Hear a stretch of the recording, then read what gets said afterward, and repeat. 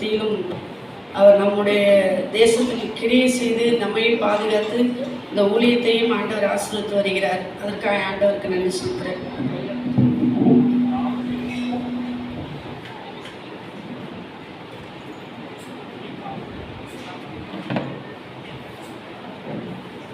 என்னுடைய பேர் அமரஜோதி. திருவாரூர் மாவட்டத்தில், திருவாரூர் டிஸ்ட்ரிக்டில், திருத்துறைப்பூண்டி தாலுக்காவில் வேலூருங்கிற கிராமத்தில் பிறந்து எனக்கு 2 அண்ணன் 2 தம்பி ஒரு அக்கா இருக்காங்க. அண்ணன் 2 பேரும் டீச்சராக இருந்தாங்க. நாங்கள் ரொம்ப இந்துவில் ரொம்ப பாரம்பரியமாக வைராக்கியமாக என்னை வளர்த்தாங்க. நானும் கூடுதலாகவே ஆண்டவர் கடவுளுங்கிற ஒரு காரியத்தில் ரொம்ப இஷ்டப்பட்டு என்ன செஞ்சேன். சின்ன வயசில் எல்லா ஸ்லோகமும் சொல்கிறது, எல்லா கோயிலுக்கும் போகிறது, எல்லா பூஜையும் நடத்துறது.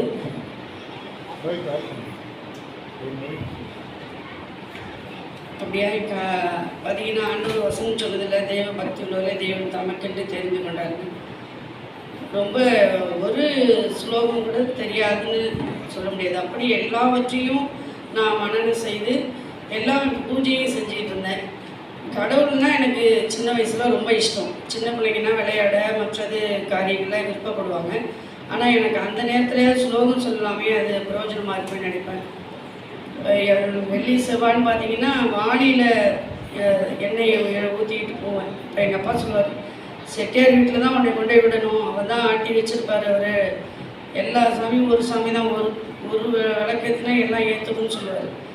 பார்த்திங்கன்னா எல்லா கோயிலில் இருக்கிற விக்கிரங்கள் அது ஊர்வலம் சொல்லும்போது நைட்டு கிளம்புனேன்னா காலையில் கொண்டு போய் அது அந்த இடத்துல விட்டுட்டு தான் வரும். அப்படி ஒரு கடவுளுடைய எல்லாரும் நல்லவளுக்கு ஏற்றுனாங்கன்னா சும்மா கடலில் போட்டு வந்துடுவாங்க. அதை நான் ஒரு 1/4 மணி நேரமாவது அதுக்கு அந்த ஸ்லோகம் சொல்லிட்டு தான் வருவேன்.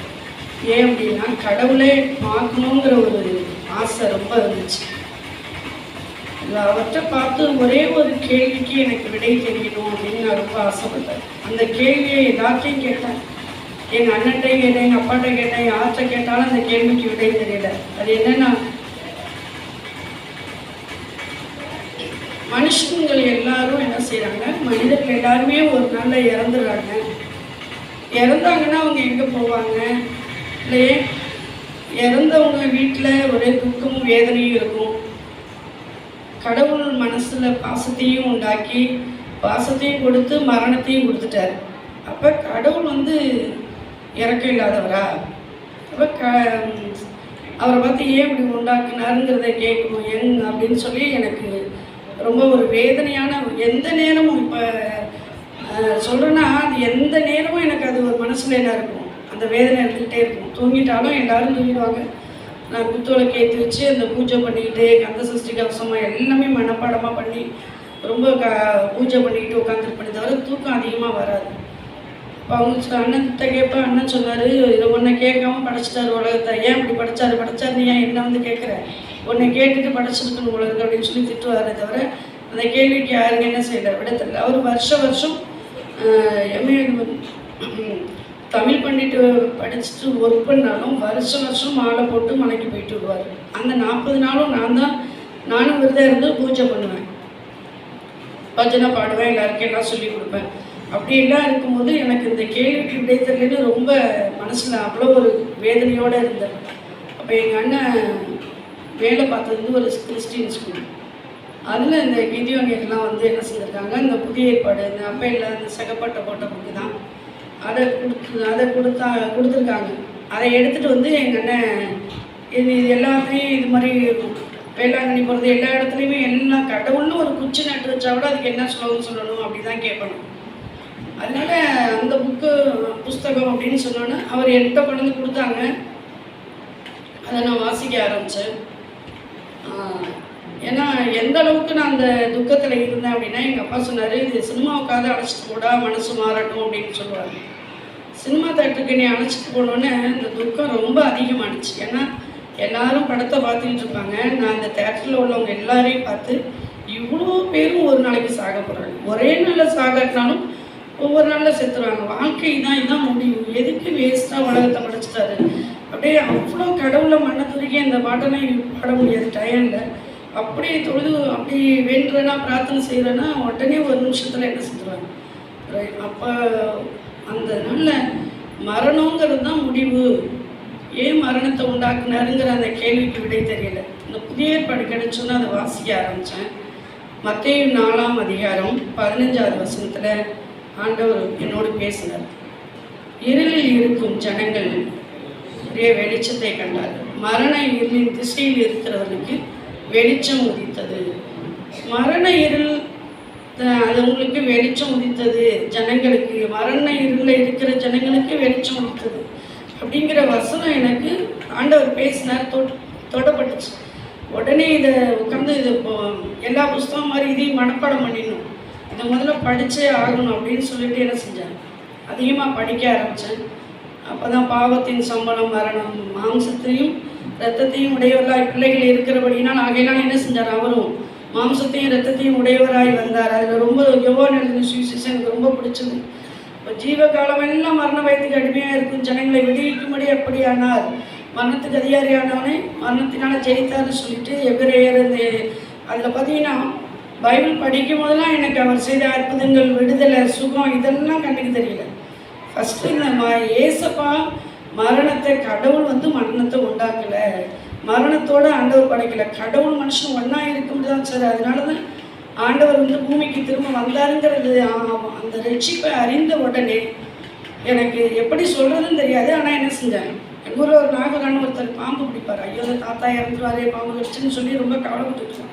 ஃபஸ்ட்டு அவருக்கு தான் போய் சொன்னேன், தாத்தா நீங்கள் ஏசப்பாவை நம்புங்க, நீங்கள் பாம்பு கடித்தாலும் சாகவே மாட்டீங்க அப்படின்னு சொன்னேன்.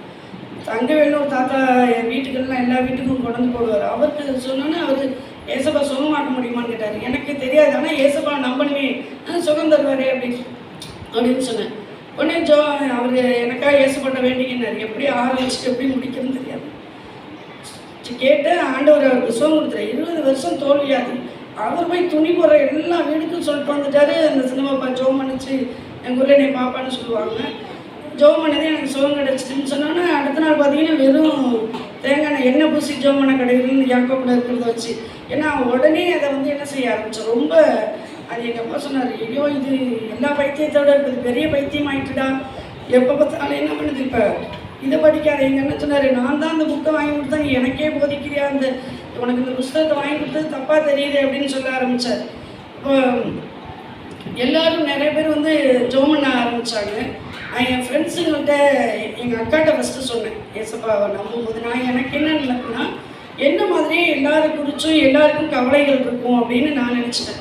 எல்லாருமே இது மாதிரி தான் மனசில் கவலைப்பட்டுட்டு இருப்பாங்கன்னு அக்காட்ட சொன்னேன், நீ ஏசப்பாவை நம்பினா கவலையப்பட வேண்டாம், யார் செத்தாலும் நீ கவலைப்பட வேண்டாம். ஏன்னா யாரோ தெரியாதவங்க இறந்துட்டாங்கன்னு போனால் கூட எனக்கு உண்மையிலே 4 நாளைக்கு தூக்கம் வராது. அவங்க வீட்டில் உள்ளவங்களாம் அழுவாங்களே, அந்த இறந்து போனவங்க எந்த இடத்துக்கு போயிருப்பாங்க, இந்த மாதிரி இருக்கும் எனக்கு.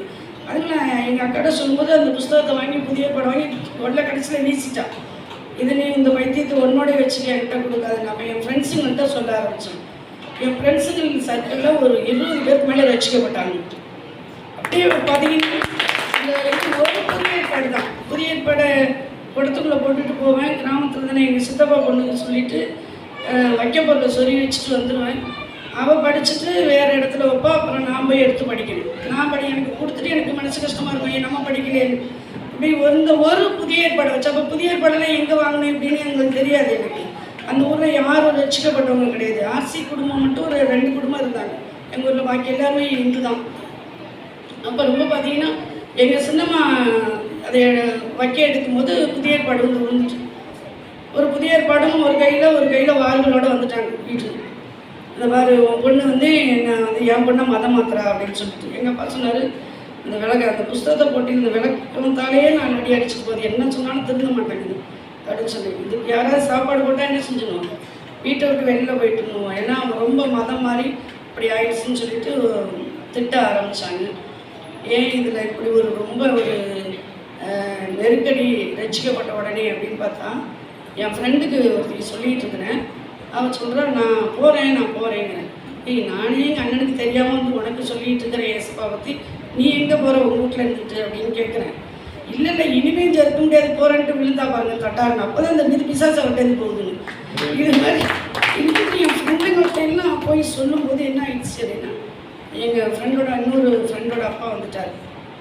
இந்த பாருங்க ஐயா, நான் என் பிள்ளை மாதிரின்னு சொல்லுவாங்க. பிள்ளை நமச்சேரில் உன் பொண்ணு வந்து என் குழந்தைகளத்தை ஊரை விட்டு வீட்டுக்குள்ளே வரமாட்டேங்கன்னா அங்கே வீட்டை அழுதுட்டுருக்கு. இது வந்து என் பொண்ணை மாற்றிட்டு அப்படின்னு சொல்லி அவர் வந்து சொல்ல ஆரம்பித்தார். இப்படி ஒவ்வொருத்தராக சொல்ல ஆரம்பிச்சோன்னே என்ன பண்ணிட்டாங்கன்னா, ஒரு கூட்டமாக கூடி இது எப்படி பரவிட்டு கும்பலாக வர ஆரம்பிச்சிட்டாங்க. அப்படி எல்லாரும் கூட்டமாக சேர்ந்து ஒரு கூட்ட ஜனம் எனக்கு விரோதமாக வாசல் வந்து உட்காந்துருக்காங்க. உங்கள் தங்கச்சை மாற்ற கண்ட்ரோல் பண்ண போகிறீங்களா இல்லையா? ஊரில் ஒரு ஊர் தலைவர் வந்துட்டார். ஊருக்கே யாருக்கும் இந்த கோயில் இருக்கிற இந்த ஊரில் இருக்கிற கோயிலுக்கு பிரோஜனம் இல்லாமல் பண்ணிட்டு ஊரையே மாற்றிட்டு உங்கள் தங்கச்சி அடக்கி வைக்க போகிறீங்களா இல்லையா அப்படின்னு அப்பா எங்கள் அண்ணன் சொன்னார். அதை இந்த புக்கை படிக்காத ஜோம் பண்ணாத நாங்கள் அடித்து பார்த்துட்டோம். நாங்கள் அதை எவ்வளோ திட்டி பார்த்துட்டோம். அது ஆம்பளை பிள்ளையாக இருந்தால் வீட்டை விட்டு தரத்திருப்போம். பொம்பளை பிள்ளையாக இருக்குது, அதை என்ன பண்ணுறது அப்படின்னு சொல்லி எங்கள் அண்ணன் சொன்னார். உடனே ஒரு பிராமின் ஒரு ஐயா ஊர் தலைவர் அவர் வந்து கணக்க பிள்ளையாருன்னு வந்து என்ன செஞ்சார், நான் அந்த பிள்ளைகிட்ட பேசினேன்.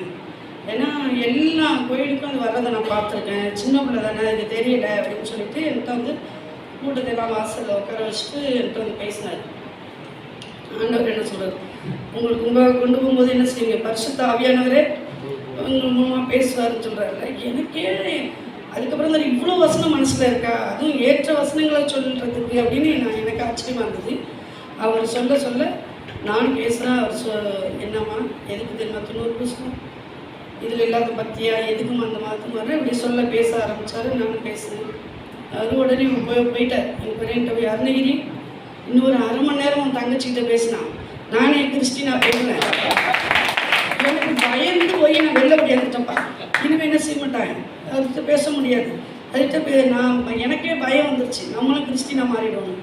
ஒரே ஒரு என்ன செய்யணும்னா உன் தங்கச்சி யாரோடய பேச விடாமல் பார்த்துக்கணும் அப்படின்னு. உடனே எங்கள் அண்ணன் என்ன பண்ணார், சைடில் இருந்து எல்லா வீட்டுக்கும் போனார். எங்கள் பாப்பா, எங்கள் வீட்டு பாப்பா வந்தால் என்ன செய்யக்கூடாது, உங்கள் வீட்டு பிள்ளைங்களோட பேச விடக்கூடாது. பேச விட்டுட்டு என் பேத்தியை மாற்றிட்டு என் தங்கச்சை மாற்றிட்டு எங்கள் பொண்ணை மாற்றிட்டுன்னா அங்கே வந்து கூட்டம் நிற்கக்கூடாது. இங்கேயே உள்ளார விடுறீங்க நீங்கள் அப்படின்னு சொல்லி என் அண்ணன் கண்டிச்சுட்டு வந்துட்டார். அப்புறம் நான் ப்ரேயருக்கு போகிறேன், என் ஃப்ரெண்ட்ஸுங்களோட ஜாம் இல்லைன்னா எல்லாம் ஒரே எதிர்ப்பாக நிற்கிறாங்க. அப்புறம் பார்த்தா நைட்டு வாங்க, நைட்டு ப்ரேயர் பண்ணணும் அப்படின்னு சொல்லிட்டு நைட்னா லைட்டெல்லாம் போட்டு சோதனம்லாம் பண்ண முடியாது. ஒரு இதை வச்சுட்டு என்ன செய்யணும், எழுதி நான் அழுது ஜபம் இப்போ காட்டும் அழுது மன்றாடி ஜோம். இதில் என்னென்னா ஞானசனை எடுக்கிறதுக்குள்ள சபை நன்மத்துக்குள்ளே எனக்கு ஆண்டவர் அபிஷேகத்தை கொடுத்தாரு. ஏன்னா அவ்வளோ ஒரு பிசாசு கூட்டங்கள்லாம் வெளியேறும்போது எனக்கு அதே அபிஷேகம்னே தெரியல. அனிவர்ஸ் பேசி ஜோம் பண்ணு எனக்கே ஒரு பயம் வந்துச்சு. ஜோம் பண்ணு மெதுவாக ஜோம் பண்ணுறேன். என் ஃப்ரெண்ட்ஸுங்கெல்லாம் வந்துட்டாங்க. அவங்க சொல்கிறாங்க, நீ உனக்கு வந்து ஏசப்பா என்ன வசதி அண்ணி வண்டியும் உனக்கு வந்து அபிஷேகத்தை கொடுத்துட்டாரு. நாங்களும் தெரியாமல் தானே அம்மா அப்பாவுக்கு தெரியாமல் வந்து ஜோம் பண்ணுறோம், எங்களுக்கு அபிஷேகத்தை கொடுக்கலான்னு. சரி அபிஷேகத்துக்காக ஜோம் பண்ணணும்னு ஜோம் பண்ணிடுவாங்க. ஒரு பிள்ளை அரண்மனை மாதிரி இருக்கும், 5 அண்ணன், ரொம்ப பெரிய குடும்பம். அதுக்கு தான் அதை மட்டும் தான் லேட்டாக வந்து கொண்டாட தட்டுவாள். அதை திறந்து விட்டால் சேர்ந்து ஜோம் பண்ணும். எல்லாரும் ஆவியிலேருந்து ஜோம் பண்ணுறாங்க. கதவு தட்டுற சத்தம் கேட்குது, கொண்ட கதவு. சார் நான் ஆசையாக அவள் தான் வனிதா தான், அவள் தான் வந்துட்டா, லேட்டாக வருது, அவள் தான் 5 பேர் எல்லோரும் அபிஷேகம் விட்டுட்டாங்கன்னு சொல்லணும்னு திறந்தான். அவ்வளோ நீட்டு கம்பை வச்சுட்டு அண்ணன் நிற்கிறார். எங்கள் பெரிய வந்து எல்லாருக்கும் அடி. நீ யார்ட்டையும் சொல், பொம்பளை பிள்ளை இந்த நைட் நேரத்தில் வந்திருக்கியே, யார்ட்டையும் சொல்லிட்டு வந்தியா, உங்கள் வீட்டில் சொல்லிட்டு, எங்கள் அண்ணிகிட்ட சொல்லிட்டு இருந்தேன், எங்கள் அக்கா எங்கள் அம்மாட்ட சொல்லிட்டு, ஒருத்தராவது ஆம்பளைங்கிட்ட சொல்லிட்டு வந்துருக்கீங்களா அப்படின்னு எல்லாருக்கும் போட்டார். பார்த்தீங்கன்னா ஒரு பெரிய எழுப்புதல், ஒரு பயங்கர எழுப்புதல் உண்டானது. ஆனால் எங்கள் குடும்பம் ஏன்னா ஏற்கனவே நான் இறந்துருவாங்க, இறந்தால் எங்கே போவாங்கன்னு தெரியாதுன்னு இருக்கும்போதே அழுதுகிட்டு இருந்தேன். இப்போ சத்தியம் தெரிஞ்சோன்னே ஒரு இயேசுவை விசுவாசிக்காத ஆத்மா எங்கே போயிடும், நரகத்துக்கு போயிடும். திரும்பி வர முடியாத இடம், முடிவு இல்லை, அதுக்கப்புறம் மன்னிப்பு இல்லை. அப்போ எப்படி அழுவேன்னு தெரிஞ்சு பார்த்துங்க. நைட்டெல்லாம் அழுவேன். நைட்டு ஜெபம் ஆரம்பிச்சேன்னா பொழுது விடியறது தெரியாது. நான் ஒரு கண்டிஷன் ஏசப்பட்டு விட்டேன். இந்தவரே எங்கள் பேரில் எங்கள் குடும்பத்தில் 10 பேர் இருந்தோம். எங்கள் அண்ணி பிள்ளைங்க எல்லோரும் சேர்ந்து 10 பேர். ரட்சிக்கப்படாமல் என்ன செய்யக்கூடாது, யாரும் மறிக்கக்கூடாதுப்பா. எங்கள் வீட்டில் நீ இயேசு கிறிஸ்துவை விசுவாசித்தால் நீ உங்கள் வீட்டார் ரட்சிக்கப்படுன்னு சொன்னீங்க. ஆண்டவரே ரட்சிங்க. இந்த வசனத்தை, இந்த அப்போஸ்தலரில் இருக்கிற வசனத்தை சொல்லி சொல்லி சொல்லி சொல்லி அழுது ஜோமன். அவர் அப்படியே கொஞ்சமாக என்ன செய்யுது, எங்கள் அக்கா மட்டும் ஜபத்துக்கு வர ஆரம்பித்தார். ஆனால் எங்கள் தம்பி, சின்ன தம்பியெல்லாம் அதை வீட்டை விட்டே வச்சுட்டு கொல்ல பக்கம் ஒரு மரம் இருக்குது, செயின் வாங்கிட்டு வரோம், தனி தட்டு வச்சு சாப்பாடு கொடுத்துருவோம், வீட்டுக்குள்ளே வரக்கூடாது அப்படின்னு சொல்லிட்டாரு விசிறு தம்பி. பார்த்தீங்கன்னா அப்படியே அழுது ஜோமனை என்ன செய்கிறாரு, கர்த்தர் ஒவ்வொருத்தராக ரட்சிக்கப்பட்டாங்க. எங்கள் குடும்பத்தில் எல்லோரும், எங்கள் அண்ணன் அண்ணி பிள்ளைங்க, எங்கள் அப்பா எங்கள் அம்மா எல்லாரையும் கர்த்தர் ரட்சித்தாரு பாருங்க. எங்கள் அம்மாவை தவிர பாக்கி எல்லாத்தையும் நான் அடி வாங்கியிருக்கேன். என் பெரிய தம்பி சின்ன தம்பி வரைக்கும் எனக்கு பயப்படுவானுங்க. ரட்சிக்கப்பட்டதுக்கு அப்புறம் என்ன செஞ்சிருக்கேன், அவனும் புதிய படம் பிடிச்சி கிழிக்கிறதும் அடிக்கிறதும் அப்படியே இருந்தாங்க. ஆனால் எங்கள் அம்மா மட்டும்தான் என்னை அடிக்கலை. பாக்கி எங்கள் அக்கா எங்கள் அண்ணன் எல்லாருமே அடித்தாங்க. எங்கள் அண்ணி திட்டுவாங்க. கர்த்தர் அவங்க ரட்சிக்கப்பட்டோன்னே எங்கள் அப்பா லாங் சைஸ் புதிய ஏற்பாடு வாங்கி படித்து அழுதுகிட்டே படிப்பார். படிக்கும் போதெல்லாம் எனக்கு அழுதுதான் வருது. சத்தியம் தெரியாமல் நம்ம பிள்ளைய போட்டு இவ்வளோ அடி அடிச்சிட்டோம். எங்கள் அண்ணன் அடிக்கும்போது வாத்தியார்லையே புளியங்க வச்சு அடிப்பார். எங்கள் அப்பா சொல்லுவாங்க, ஐயோ அந்த சாவட்டுண்டா கொண்டுடுறாத, அது மானத்தை வாங்குது, இப்படிப்பட்ட பிள்ளை நமக்கு தேவையில்லடா அப்படின்னு சொல்லுவார் எங்கள் அப்பா. அடிக்கிறத பார்த்துட்டு எல்லோரும் பரிதாபப்படுவாங்க. ஆனால் எங்கள் அப்பா இறக்கப்பட மாட்டாங்க. அப்படி ஒரு ஜாதி வெறி, அப்படி ஒரு இதில் வெறியாக இருந்தாங்க. ஆனால் கர்த்தர் நம்முடைய ஜெபத்தை கேட்டு எல்லாரையும் ரட்சித்தார். எங்கள் சின்னம்மா பொண்ணு, எங்கள் பிள்ளைங்க, எங்கள் அக்கா எல்லாருக்கும் என்ன செய்யுது, கிறிஸ்துக்குள்ளே எப்படி திருமணம் நடந்துச்சுன்னா என்னை முன்னாடி அனுப்பி விட்டணும்னு சொல்லி முடிவு பண்ணிட்டாங்க எங்கள் வீட்டில். ஏன்னா இது இருந்தால் இனிமேல் ஊரில் 3 தடவை 4 தடவை கூட்டம் கூடிட்டாங்க நமக்கு விரோதமாக. ஒருத்தர் கூட்டத்தில் கேட்டால் நீ உன் தங்கச்சி அனுப்பி கூட எது கூட வேஷ்டி கட்டுற அப்படின்னு சொல்லிட்டு உடனே எங்கள் அண்ணன் அறுவாடை எடுத்து நான் ஜெயிலுக்கு போனாலும் பரவாயில்ல, உன்னை வெட்டிட்டு ஜெயிலுக்கு போகிறேன்னு ஆரம்பித்தார். பார்த்தீங்கன்னா அப்போ அதனால முன்னாடி எங்கள் அண்ணன், எங்கள் சின்னண்ணன், எங்கள் அக்கா இருக்கும்போதே என்னை மேரேஜ் பண்ணி அனுப்பி விட்டுணுன்னு சொல்லி முடிவு பண்ணி வரன் பார்க்க ஆரம்பித்தாங்க. அப்போ எங்கள் அழுகும் போது அந்த பக்கத்தில் இருந்த ஊரில் பாஸ்டர் ஒருத்தவங்க அவங்க உங்கள் பிள்ளைய இப்படி பண்ணாதீங்க, நாங்கள் இது மாதிரி உங்கள் ஜாதி தானே நீங்கள் பார்க்குறீங்க, அதுலேயே நாங்கள் உங்களுக்கு கொண்டு வரோம் அப்படின்னு சொன்னாங்க. அப்போ பார்த்தா எங்கள் வீட்டுக்காரையை அழைச்சிட்டு பேசினாங்க. அந்த குடும்பம் இந்த குடும்பம்லாம் விசாரித்தாங்க, செய்யக்குள்ள தானேங்கிறது. அப்புறம் மேரேஜ் முடித்தாங்க.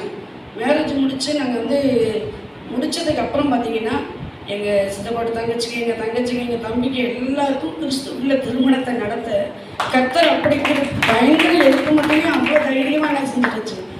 கர்த்தர் திருமணத்தை முடித்து ஆண்டுக்குள்ளே வர உதவி செஞ்சார். அதுக்கப்புறம் நாங்கள் சுவிசேஷ ஊழியை செய்யறதுக்கு ஆண்டவர் சொல்கிறார்ல, நான் புழுதியில் இறங்குகையில் வசனம் என்ன சொல்லுது, என் ரத்தத்தினால என்ன லாபம் உண்டு, என்ன இருக்குது, புளியம்மை துதித்து ஒரு சத்தியத்தை அறிவிக்குவோம். ரத்தம் இருக்கிறதே எதுக்காக தான், சுவிசேஷத்தை அறிவிக்கிறது தான். தங்கள் செல்வத்தை நம்பி தங்கள் திரளான ஐஸ்வர்யத்தினால் பெருமை பாராட்டுகிற ஒருவனாவது தன்னுடைய சகோதரனை அழிவை காணாமல் அவன் என்றென்றைக்கும் உயிரோடு இருக்கும்படிக்கு என்ன இருக்குது, எவ்விதத்தினாலும் அவனை மீட்டுக் கொள்ளும்படிக்கு மீட்கும் பொருளாக என்ன செய்ய முடியாது, தேவனுக்கு கொடுக்கவும் கூடாது. அதனால தான் கிதியோனுக்கு கொடுக்க சொல்கிறோம். யாரும் ஆத்ம மீட்பு மிகவும் அருமையானது. இந்த சுவிசேஷத்தை பார்த்தீங்கன்னா இப்போ அடுத்த 3வது தலைமுறையும் மிஷினரிகளா ஊழியர்களா எங்கள் பெரிய பையன் வந்திருக்கிறாரு. எனக்கு 2 பையன், பெரியவர் யாபேசு, ஒரு பெரியவர் யாபேசு MBA முடிச்சுட்டு காலேஜில் செலக்ட் ஆனாலும் வேலை வேண்டாம்னு சொல்லி ஊழியத்துக்கு ஊழியம் செஞ்சுருக்காரு. நாங்கள் 100களை தான் சந்தித்தோம், இவர் 1000ங்களை சந்தித்து கர்த்தர் பல மடங்கு சந்திக்கும்படி கர்த்தர் பிள்ளைகளை. இன்னொரு பையன் பேர் எப்னேசர், அவரும் MSMB முடிச்சுட்டு ஆண்டோடைய பணியை நாகப்பட்டினம் டிஸ்ட்ரிக்டில் திருக்கோளம் பக்கத்தில் ஊழியம் செஞ்சுட்ருக்காரு. சர்ச்சு கட்டி மருமக டாக்டராக இருக்காங்க. அவங்களும் ஊழியத்தில் இணைஞ்சு எங்களோட ஓடிட்டுருக்காங்க. பார்த்தீங்கன்னா சுவிசேஷம் சொல்ல வரும்போது சுவிசேஷம் சொல்லிட்டு இந்த ஊருக்கு வராதிங்கம்மா, என்ன செய்ய, இப்போ சர்ச்சு இருக்கிற இடத்துல நாங்கள் ஊர் கட்டுக்கோப்பாக இருக்கணும், இந்த ஊருக்குள்ளே இந்த மதத்தை பற்றி பரப்பஞ்சு வரக்கூடாது அப்படின்னு சொல்லி கண்டித்து இனிமேல் இந்த இடத்துல உங்களை பார்க்கக்கூடாதுமான்னு சொல்லி அனுப்பிவிட்டாங்க. சேர்ந்து வந்துட்டோம். எங்களுக்கு வீடு 50 ரூபாய்க்கு கிடச்சிது. எப்போ 50 ரூபாய்க்கு கிடச்சிது பார்த்தீங்கன்னா அது அவ்வளோ பிசாசு கூடி இருந்துச்சுன்னு ஒருத்தர் வரமாட்டேங்கிட்டாங்க. நாங்கள் போய் ஜோமன் அன்னைக்கு நான் செஞ்சுட்டோம். எல்லா பிசாசும் ஓடிட்டு நம்ம போனோம்னா எங்கே இருப்பாங்க, எல்லாம் ஓடணுன்னா அதில் நாங்கள் குடியிருந்தோம். பார்த்தீங்கன்னா அவ்வளோ அந்த ஊரில் எங்களை எந்த ஊர்லாம் வர வேண்டாம், நாங்கள் அந்த ஊர்லலாம் எத்தனையோ பேர் பிசாசு பிடிச்சி அடிச்சு அந்த ஊரை தூங்க விடாமல் அடிச்சு. அப்போ அவர் சொல்லிச்சோம், நாங்கள் அவர் கேட்டுக்காரு, 4 தலைமுறையாக தாத்தாவோட தாத்தா காலத்துலேருந்து உன்னை குலதெய்வமாக வச்சு கும்பிட்றோம்.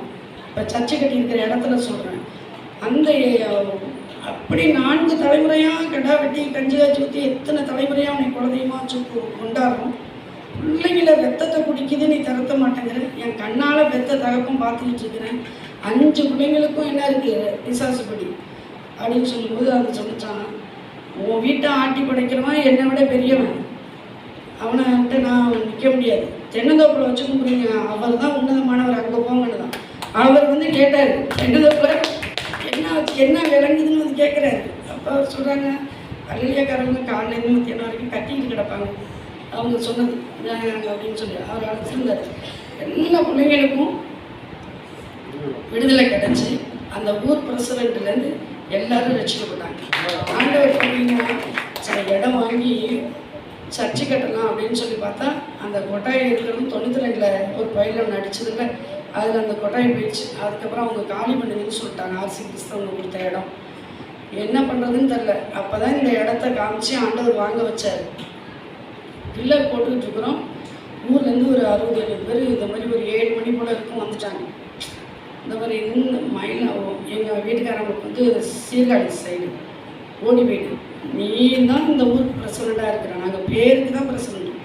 எந்த வீட்டில் போய் பொண்ணு கேட்டாலும் அண்ணன் சொன்ன பொண்ணுக்கு தான் நாங்கள் அண்ணன் சொன்ன பையனுக்கு தான் நாங்கள் பொண்ணை கொடுப்போம், அண்ணன் சொன்ன பொண்ணை தான் நாங்கள் எடுப்போம்னு சொல்கிறாங்க. ஊரில் ஒரு பொண்ணு எடுக்க முடியுதா, பொண்ணு கொடுக்க முடியுதா, எல்லாம் பாஸ்டர் நான் கையை காட்டுறது தான் கொடுப்போன்னு சொல்கிறாங்க. நீ தான் மெஜாரிட்டியாக தெரிஞ்சுட்டு இந்த சர்ச்சை கட்டாத அப்படின்னு நாங்கள் குடும்பத்தோடு எரிச்சிடுவோம், குடும்பத்தோடு கொளுத்திடுவோம் அப்படின்னாங்க. கர்த்தர் பார்த்தீங்கன்னா 40 நாள் உபவாசம் போட்டோம். யாரெல்லாம் சொன்னாங்களோ அவங்க குடும்பத்துலேருந்து இந்த வாலிபெல்லாம் வர ஆரம்பிச்சாங்க. அந்நிய இருக்கிறவங்க மதுரை கட்ட ஆரம்பிச்சினார். எல்லாம் வாக்குதத்தம். ஆண்டவர் அப்படி பார்த்தீங்கன்னா ரட்சிக்கப்பட்டப்பே நான் ஆண்டவர்கிட்ட ஜெபம் பண்ணேன். எனக்கு தெரியாது, சத்தியம் தெரியாதா, நரகம்னு ஒன்று இருந்தால் தானே ஆண்டவரே அதில் போய் யாராவது இருந்துருவாங்க, நரகத்தை எடுத்துட்டிங்கன்னா எல்லோரும் இடத்துல வந்துடுவாங்கல்ல ஆண்டவரே அப்படின்னு அறியாமல் அப்படி அழுது ஜெபம் போது சத்தம் கேட்குது. எபேசியர் 3:14, எபேசியர் 3:14. அதில் எடுத்து வாச்சா எங்கேருந்து சத்தம் வருது அப்படின்னு முடிச்சு பார்த்தா என்னுடைய வாயிலேருந்து ஒரு சத்தம் வருது. அப்படி எனக்கு விரோதமாக அந்த கூட்டம் கூடும்போது எனக்கு இந்த வசனம்லாம் எங்கே இருக்குன்னு தெரியாது. செலுத்தில் அப்படியே ஓடும், உன்னோடு போராடினவர்களே தேடி காணாதிருப்பாய் அப்படி இந்த வாக்குத்தங்களும் ஆண்டவர். ஆனால் என்ன ஒன்று, அந்த ஒரு புதிய ஏற்பாடை வச்சு எல்லாரையும் சந்தித்தது அந்த நாட்களில் அவங்களுக்கு அந்த நாட்களை இப்பயும் நினச்சாலும் அவ்வளோ ஒரு இதாக இருக்குது. இடையில இருட்டில் எங்கள் அண்ணன் சொன்னார், பக்கத்து ஊரில் சர்ச்சை இருக்குதுன்னு தெரிஞ்சோன்னா போக ஆரம்பிச்சிட்டோம். 8 பேர் உள்ள மண்ணை தூக்கிட்டு நான் சர்ச்சைக்கு போகணும். வீட்டிலே ஜெபம் பண்ண முழங்கால் போட விட மாட்டேங்கிறாங்க, முட்டி போட விட மாட்டேங்கிறாங்க, முக்காடு போட விட மாட்டேங்கிறாங்க. எப்படி ஜெபம் பண்ணிக்கிட்டே இருக்கும், ஒரு வாரம் முழுக்கணும் அந்த சர்ச்சைக்கு போகணும்னு சொல்லிட்டு. அந்த நாளில் தலை செய்வாமல் என்ன இருக்குது அப்படியே குளிக்காம எங்கேயும் போகாத மாதிரி இருந்து ஓடி போய் என் ஃப்ரெண்டு வீட்டில் அங்கே மாற்றிட்டு அவங்களை அழைச்சிட்டு அப்படி போயிட்டு வரும். வந்து அடி இருக்குன்னு தெரியும், ஆனால் வந்து அடியாவது வாங்கிக்கலாம்னு செய்ய முடியாது, சர்ச்சைக்கு போகாமல் இருக்கக்கூடாதுன்னு போயிட்டு இருந்தோம். ஒரு நாள் எங்கள் அண்ணன் சொன்னார், நான் சேலஞ்ச் பண்ணுறேன், இந்த வாரம் நீ ஞாயிற்றுக்கிழமை நீனா நானான்னு பார்த்துறேன், சர்ச்சைக்கு நீ போக விடாமல் நான் வைக்கிறதே எனக்கு பெரிய ஒரு சவால்னு சொல்லிட்டு இருந்தார். சரி, அந்த வாரம் ரொம்ப ஜோமன் அதே மாதிரி ஆளெல்லாம் போட்டு வச்சுருந்தார். அப்போ எங்கே போகுது என்ன வந்து என்ன செய்யணும் கண்டுபிடிச்சிடணும் அப்படின்னு சொல்லி எனக்கு அங்கங்கே ஆள்னு பாட்டி வச்சுருந்தார், சர்ச்சுக்கு போடாம பண்ணுன்னு சொல்லிட்டு. பார்த்தீங்கன்னா எங்கள் வீடு சென்றாக இருக்கும், 4 தெரு வர்ற மாதிரி ஒரு அந்த மாநில இருக்கும். இந்த கொல்லை பக்கமாக போய் தெரு தாண்டி ஓடிட்டேன். அண்ணன் கவனிச்சுட்டு வேகமாக வந்து வர்றாரு. அந்த நாட்களில் அதிகமாக சைக்கிள் தானே, 35 வருஷங்களுக்கு முன்னாடி சைக்கிள் எடுத்துகிட்டு வந்தார். நான் ஓடி போய் என்ன செஞ்சேன், என் ஃப்ரெண்டு வீட்டுக்குள்ளே படலை திறந்துட்டு உள்ளார போயிட்டேன். அவரும் அதை பின்னாடியே நான் பின்னாடியே கிராஸ் பண்ணி வர்றாரு. அவங்க கொள்ளைகளை பூந்து அடுத்த வீட்டு வைக்க பொருளை கவனையில் படுத்துட்டு வைக்கலன்னா அண்ணி மேலே போட்டுட்டு அப்படியே கிடக்குறேன். என் கண்ணுக்கு எதுக்க எங்கள் வீட்டு பாப்பா இங்கே தான் வந்துச்சு, நீங்கள் ஒளிய வச்சுருக்கீங்கன்னு அவங்கள்ட்ட சண்டைக்கு நிற்கிறாரு. உங்கள் பாப்பா நாங்கள் வந்ததே பார்க்கணும். சரி, படலை திறந்துக்கிட்டு வந்தது உண்மை தான், சந்தால வந்து அடுத்த வீட்டு கொள்ளையில் பூந்ததை அவங்களும் பார்க்கணும். அந்த கவனக்குள்ளே அவ்வளோ வைக்கனே அள்ளி போட்டுக்கிட்டு கம்முன்னு கிடந்துக்கிட்டே இருந்தேன். அது சொன்னார் அண்ணன், இது எந்த தெருவில் இங்கே தான் ஒளிஞ்சிருக்கு, நான் பேசுகிறது அது காதில் விழுவும், இது எந்த தெருவில் எங்கே ஒளிஞ்சிருந்தாலும் பாலத்தை தாண்டி தான் அந்த சர்ச்சுக்கு போகணும், அந்த பாலத்தில் நான் நிற்கிறேன், அதை பிடிக்கணும் அப்படின்னு சொல்லிட்டு போனார். சொல்லிட்டு போன வரைக்கும் நல்லது. என்ன எப்போதுமே பார்த்தீங்கன்னா விசாசு முட்டாள் தான். அங்கே போகும்போது என்ன செஞ்சு தச்சு போய் அங்கே என்ன பண்ணிட்டேன், அந்த ஒரு வேனில் ஏறி சீட்டுக்கு கீழே குளிச்சுருந்துட்டு பாலத்தை தாண்டினோன்னே எந்திரிச்சு செஞ்சுட்டேன், போயிட்டு வந்துட்டேன். அதுலாம் பார்த்தீங்கன்னா இப்போ ரசிக்கப்பட்டோன்னே தான் அவர் அதெல்லாம் நினச்சி பார்க்குறாங்க. எங்கள் வீட்டில் அடித்தது, என் தம்பி தீட்டினா பாருங்கள், ஊரில் ஒரு இடத்துல ஒரு 15 ரூபா இடத்துல அவங்க ஒருத்தவங்க வந்து ஆரம்பிச்சிருந்தாங்க. அதை கொடுக்கக்கூடாதுன்னு பெரிய பிரச்சனை பண்ணி என் தம்பி எங்கள் அண்ணனை எல்லாரையும் அழைச்சி போய் பிரச்சனை பண்ணி தடுத்துட்டாங்க. அப்போ எனக்கு அவ்வளோ ஒரு வேதனையாக இருந்துச்சு. ஏன்னா இவங்களை ஏற்றுக்கொள்ளாத காலில் தூசியை தட்டி விடுங்கள், நியாயம் திருப்பினால அது வந்து சாட்சி சொல்லணும்னு சொன்னாங்களே, ரத்த பலிக்கு எங்கே நீங்களாக்கிறது, நம்ம குடும்பத்திலே இப்படி இருக்காங்களேன்னு சொல்லி ரொம்ப அழுது ஜோம் பண்ணேன். ஆனால் சின்ன தம்பி வந்து ஊழியக்காரங்களையும் அடிக்கிறதுக்கு ஆள் வச்சுருந்தான். ஆனால் அவன் தான் இன்னைக்கு ஊழியை செஞ்சுட்டு அடி வாங்கிட்டு இருக்காங்க. நான் ஜோம் பண்ணியிருந்தேன், ஆண்டவரே அவன் ரட்சிக்கப்பட்டு ஊழியை செய்யணும், 4 இடத்துல அடி வாங்கிட்டு வரணும் ஆண்டவரே சொல்லியிருக்காங்க. ஏன்னு வச்சுங்க, ஊழியக்காரங்களை அடிக்கிறதுக்கு எல்லாரையும் அழைச்சிட்டு போய் என்ன செஞ்சது, இன்னைக்கு எங்கள் அக்கானா நாளைக்கு உங்கள் தங்கச்சி, நீ வாட அவன் எங்கள் அக்கா பைத்தியம் ஆக்கிட்டான்னு சொல்லிட்டு அவ்வளோதையும் பாஸ்டர் மேலே பழியை போட்டு அழைச்சிட்டு வந்தான். இன்னைக்கு திருப்பூரில் நல்ல பெரிய இடத்த ஆலயத்தில் பையனையும் பைபிள் காலேஜ் படிக்க வச்சுருக்கான், பொண்ணை ஊழியக்காரருக்கு மேரேஜ் பண்ணி கொடுத்துருக்கான். என் தங்கச்சி பையன் இன்ஜினியர் படிச்சுட்டு அகஸ்டின் ஜெபகுமார்கிட்ட மிஷினரியாக ஊழியத்துக்கு போயிருக்காரு. எங்கள் பிள்ளைங்க 2 பேருமே ஊழியம் செய்கிறாங்க. எங்கள் ஃப்ரெண்ட்ஸுங்களை எல்லோரும் பார்த்தீங்கன்னா அத்தனை பேரும் என்ன செஞ்சுட்டாங்க, ஊழியத்தில் தேவனுடைய ராஜ்யத்தில் ஒரு ஹெட் மாஸ்டராக இருக்கா, ஒரு டிவியில் இருக்கா, ஆனாலும் என்ன செய்கிறாங்க, தேவனுடைய ராஜ்யத்தில் பயன்பட்டு இருக்காங்க. அதனால் இந்த நாள் வரைக்கும் பார்த்தீங்கன்னா இந்த கிதியோன் ஊழியங்களை என்ன சொல்ல வரேன்னா, ஏசப்பா சொல்லுவார், ஜபத்தில் ஆரம்பித்தாருன்னா விசுவாசத்தில் முடிப்பார். வசனம் அப்படிதான், விசுவாசத்தில் ஆரம்பித்தா ஜபத்தில் முடிப்பார். நீங்கள் சோர்ந்து போகாமல் ஜபம் பண்ணுங்கன்னு சொல்லிட்டு என்ன செய்கிறாரு, விசுவாசத்தை காண்பார்னு முடிப்பார்.